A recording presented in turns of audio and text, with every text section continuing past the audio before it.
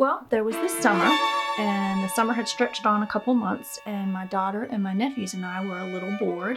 So I thought I would come up with a fun road trip for us to break the monotony and maybe get out and do something neat. And came across a place called Pasaquan as like a live art entertainment environment kind of thing. So we loaded up in the car, headed out on the road, and you could literally see it through the little opening of the trees.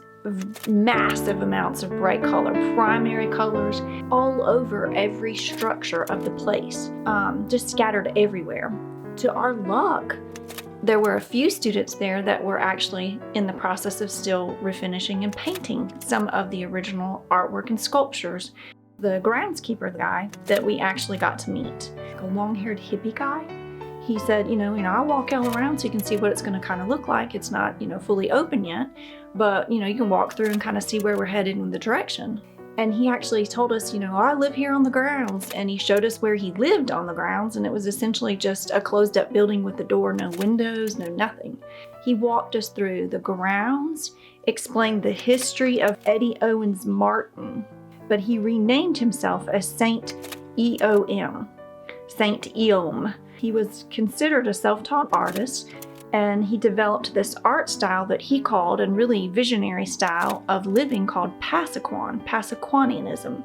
And it was his version of his spiritual journey, combining his art, a way to express his beliefs and what he wanted to do in a tiny little country Georgia town. He actually hitchhiked out of the state of Georgia to get to where he thought things would be better and bigger and he could make a difference in the world. And instead he ended up coming, as a lot of times we all do, all the way back home to realize he could just take his natural environment and create what he wanted to see and to share with the world. Even if you are in that tiniest and smallest of little towns, you can be who you are. And it made a trip for the four of us enjoyable. We'll still laugh about it now.